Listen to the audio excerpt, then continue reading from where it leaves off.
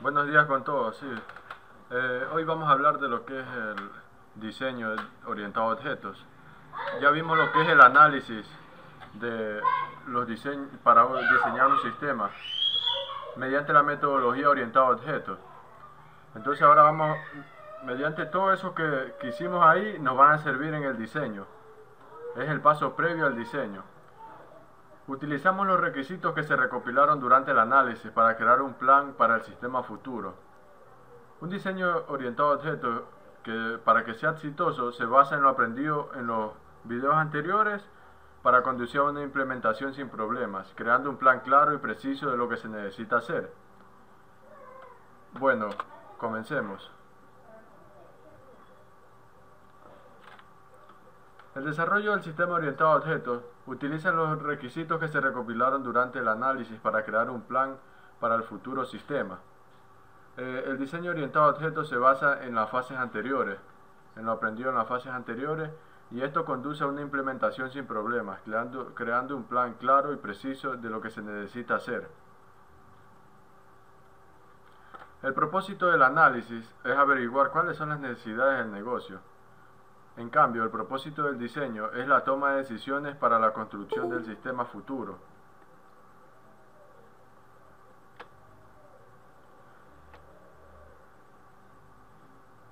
Una parte inicial importante del diseño es examinar varias estrategias de diseño que se usarán para construir el sistema. Los sistemas se pueden construir desde cero o se pueden comprar a terceros. ¿Qué quiere decir comprar a terceros? Ya comprar software ya hechos y adaptarlos a las necesidades del negocio.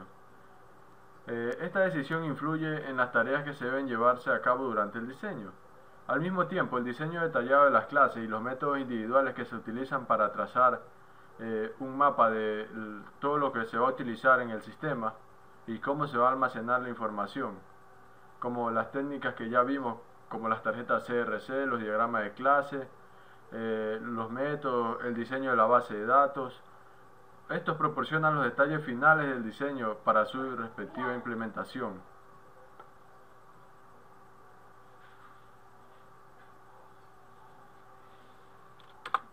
Aunque la planificación y el análisis se llevan a cabo para desarrollar un posible sistema, el objetivo del diseño es crear un modelo para el sistema que puede ser implementado.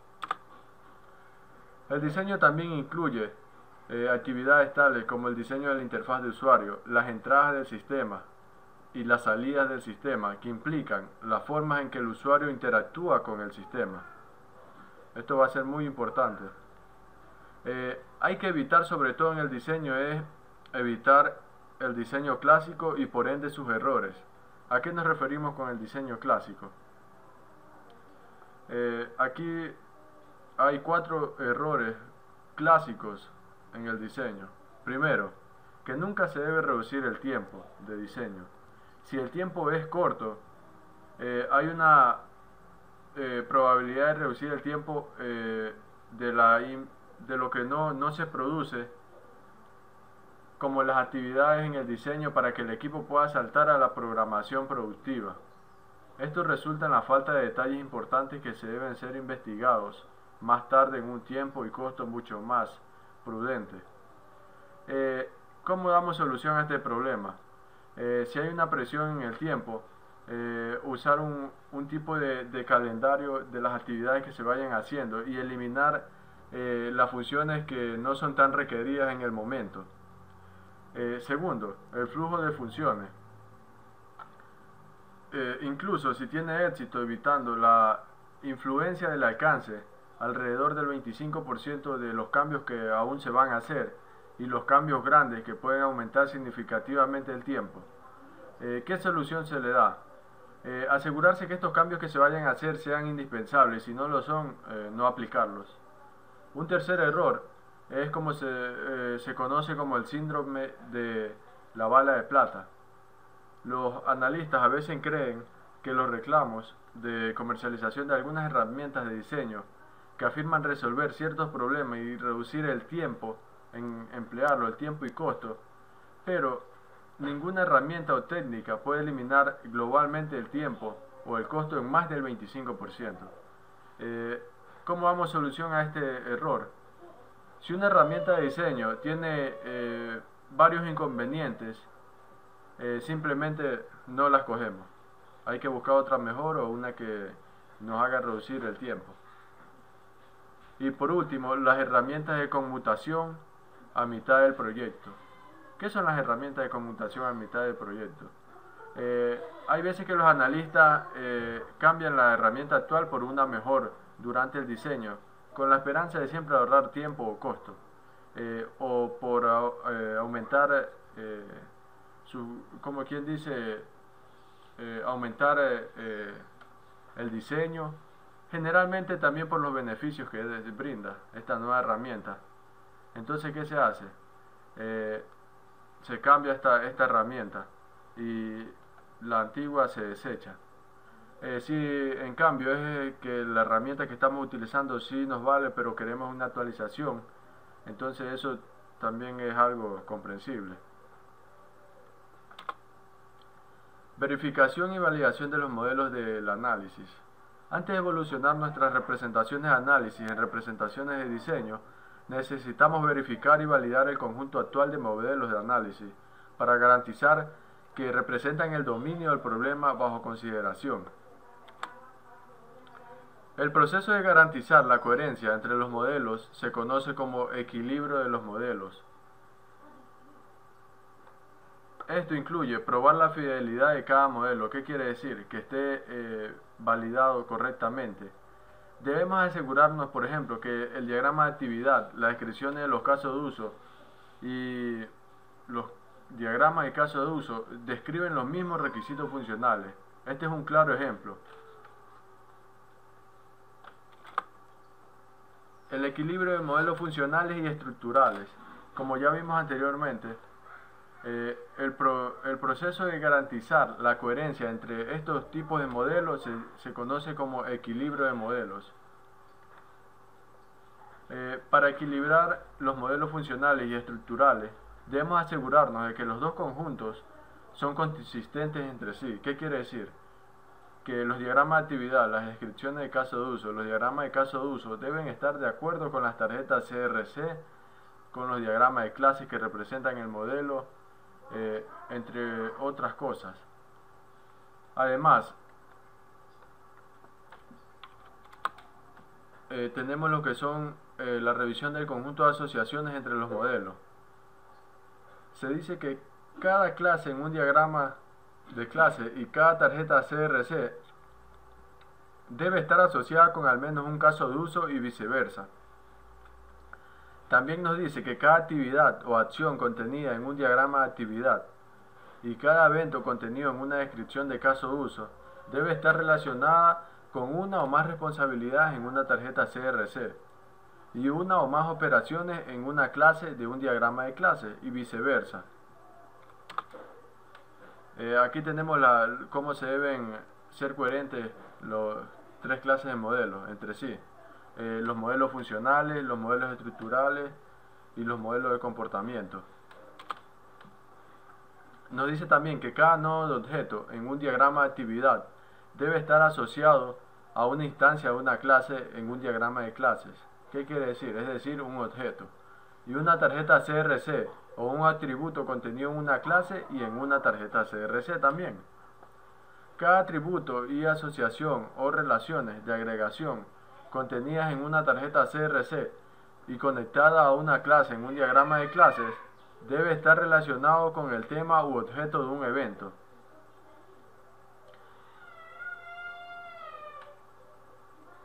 En una descripción de caso de uso. El equilibrio entre los modelos funcionales y de comportamiento. Al igual que en el equilibrio de los modelos funcionales y estructurales, debemos garantizar la coherencia entre estos dos conjuntos de modelos. En este caso, los diagramas de actividad, las descripciones de los casos de uso, los diagramas de caso de uso, deben estar relacionados directamente con los diagramas de secuencia, con los diagramas de comunicación, con las máquinas de estado de comportamiento y con la matriz CRUD.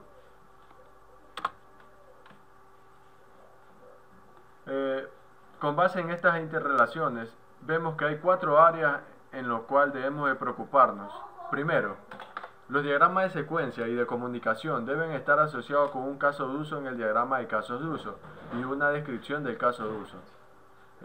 Segundo, los actores en los diagramas de secuencia, diagrama de comunicación o matrices CRUD deben estar asociados con los actores en el diagrama de casos de uso, o se hace referencia en la descripción del caso de uso y viceversa.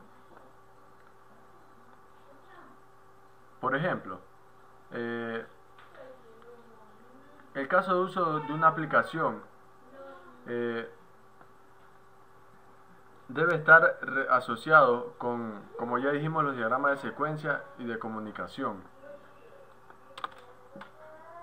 Bueno, también nos dice que los mensajes sobre los diagramas de secuencia y los diagramas de comunicación, las transiciones sobre las máquinas de estado de comportamiento y las entradas en una matriz CRUD deben estar relacionadas con actividades y acciones de un diagrama de actividad y eventos, enumerados en una descripción de caso de uso, y viceversa. Todos los objetos complejos representados por un nodo de objeto en un diagrama de actividad debe tener una máquina de estado de comportamiento que represente el ciclo de vida del objeto y viceversa. Aquí tenemos un ejemplo de cómo deben estar aquí. Aquí dentro de esta imagen tenemos lo que son inmersos algunos casos de uso, algunos métodos, tenemos lo que son los objetos, tenemos un objeto paciente y un objeto recepcionista. En los cuadros tenemos lo que son las clases y en la parte superior de cada flecha tenemos lo que son los métodos que se utilizan. Bueno, ahora vamos a hablar de lo que es el equilibrio de los modelos estructurales y de los modelos de comportamiento. Las áreas de consistencia entre los modelos son: los objetos que aparecen en una matriz CRUD deben estar asociadas con las clases que son representadas por las tarjetas CRC y aparecen en el diagrama de clases, y viceversa. También nos dice que las máquinas de estado de comportamiento representan el ciclo de vida de los objetos complejos. Deben asociarse con instancias. Estas instancias son los objetos, instancias de clases en un diagrama de clases, y con una tarjeta CRC que represente la clase de la instancia. Los diagramas de comunicación y de secuencia contienen objetos que deben ser una instanciación de una clase que está representada por una tarjeta CRC y se encuentra en un diagrama de clases. Los mensajes contenidos en los diagramas de secuencia y en los diagramas de comunicación, además las transiciones en las máquinas de estado de comportamiento y las entradas de celda en una matriz CRUD deben estar asociadas con las responsabilidades, también con las asociaciones en las tarjetas CRC, con las operaciones en las clases y las asociaciones conectadas a cada clase en los diagramas de clase. Y también nos dice que los estados en una máquina de estados de comportamiento deben estar asociados con los diferentes valores de un atributo o conjuntos de atributos que describen un objeto. Aquí tenemos un claro ejemplo de lo que es un diagrama de comunicación o un diagrama de secuencia también. Aquí tenemos lo que son los objetos, las clases, los métodos. Está un claro ejemplo de lo que queremos explicar, del equilibrio que debe haber entre estos dos tipos de modelos. Como resumen, podemos decir que el equilibrio entre todos los modelos funcionales, estructurales y de comportamiento es cuestión de tiempo, además de ser una tarea ardua, tediosa y difícil. Sin embargo, si no le damos un alto nivel de atención a los modelos en evolución que representan el sistema, los modelos no proporcionarán una base sólida para diseñar y construir el sistema. Aquí tenemos un diagrama. Aquí podemos ver también lo que son objetos, las relaciones que hay de generalización, de asociación, de agregación. Como ya vimos en los videos pasados, ya pueden reconocer también lo que son los tipos de relaciones aquí en este diagrama. La evolución de los modelos de análisis en modelos de diseño. Las actividades de análisis definieron los requisitos funcionales.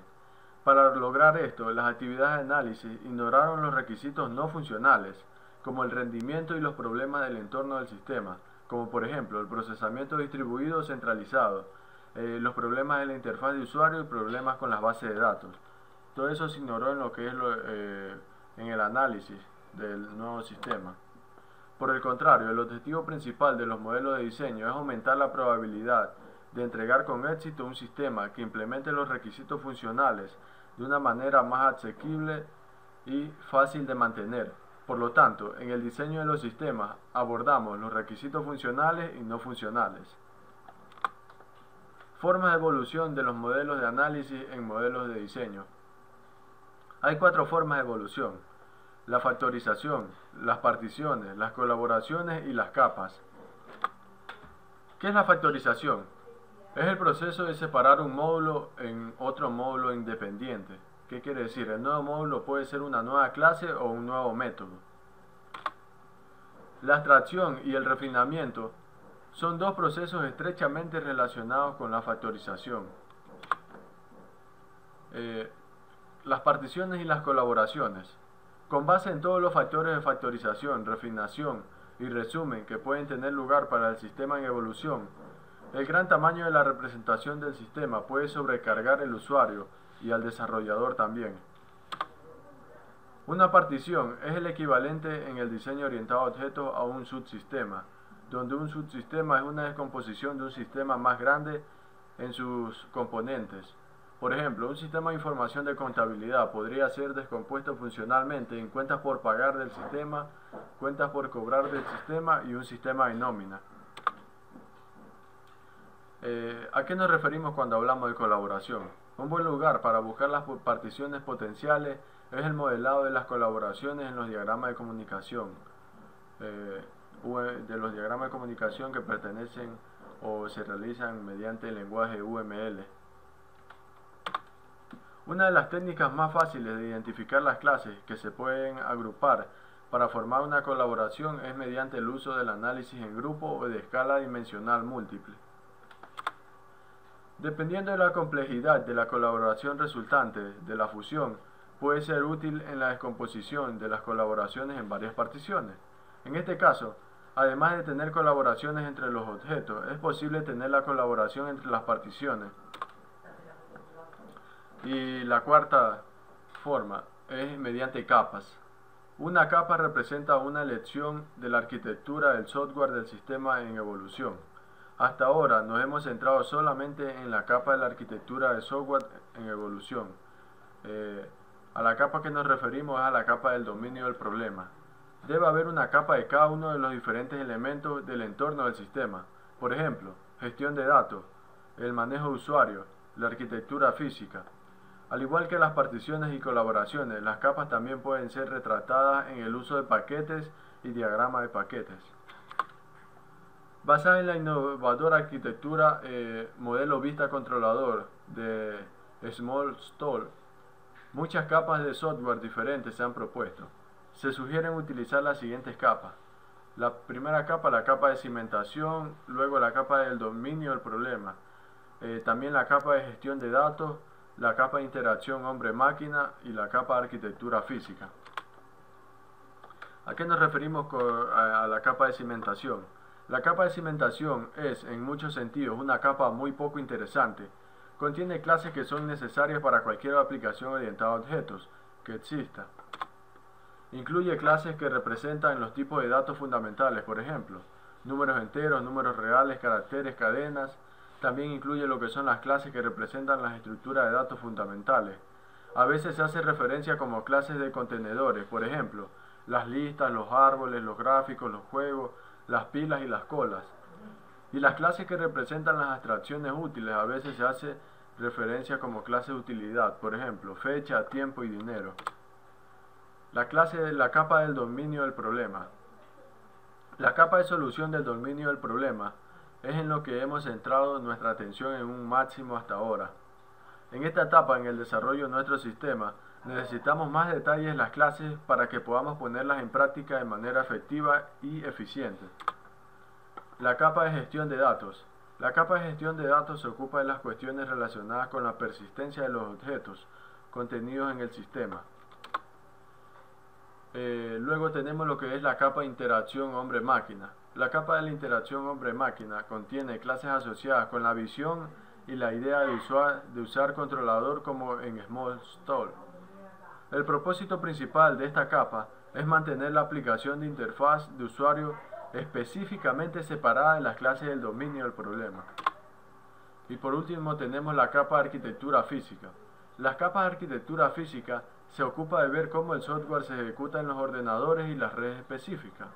Esta capa incluye clases que tienen que ver con la comunicación entre el software, el sistema operativo del ordenador y la red. Por ejemplo, las clases que se ocupan de cómo interactuar con los distintos puertos de un ordenador determinado están incluidas en esta capa. Los paquetes y diagramas de paquetes. En el lenguaje UML, las colaboraciones, las clases y las capas pueden ser representadas por un constructo de nivel superior. ¿Qué quiere decir un paquete? ¿Qué es un paquete? Un paquete es un constructo general que se puede aplicar a cualquiera de los elementos en los modelos UML. Es un diagrama compuesto solamente por paquetes. Un diagrama de paquetes es efectivamente un diagrama de clase que solo muestra los paquetes. Un paquete puede contener varias clases.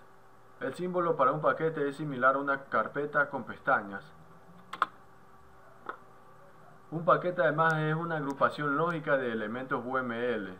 Se utiliza para simplificar los diagramas UML mediante la agrupación de elementos relacionados en un solo nivel superior. ¿Qué es una relación de dependencia en un diagrama de paquetes? Representa una dependencia entre paquetes. Si se cambia un paquete, el diagrama también podría tener que ser modificado. Tiene una flecha dibujada desde el paquete dependiente hacia el paquete que es independiente. Aquí tenemos un ejemplo de diagrama de paquete que nos describe lo que son las capas y cómo interactúan entre sí. Directrices para la creación de diagramas de paquetes. Primero, use diagramas de paquetes para organizar lógicamente los diseños. Segundo, en algunos casos existen relaciones de herencia, agregación o asociación entre los paquetes. Tercero, cuando existe una relación de dependencia en un diagrama, que implica que hay al menos una relación semántica entre los elementos de los dos paquetes, la dirección de la dependencia es típicamente la subclase de la superclase, del todo a la parte y con los contratos desde el cliente al servidor.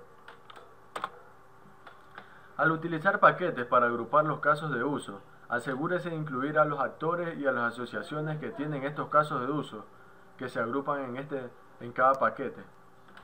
Asegúrese de que los paquetes sean coherentes. Para que un paquete sea coherente, las clases contenidas en en cierto sentido, deben relacionarse. Pasos para la creación de un diagrama de paquetes. Primero, definir el concepto del diagrama. Una vez que ya tenemos definido el dominio o damos el dominio del problema. Segundo, agrupar las clases. Tercero, crear los paquetes. En cuarto lugar, identificar las relaciones de dependencia. Y en quinto y último lugar, diseñar y dibujar el diagrama. Verificación y validación del diagrama de paquetes. Al igual que con todos los diagramas que vimos en los videos anteriores, los diagramas de paquetes necesitan ser verificados y validados.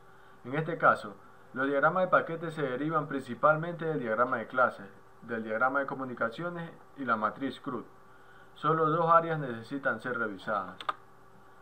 La primera, los paquetes identificados deben tener sentido desde el punto de vista del dominio del problema.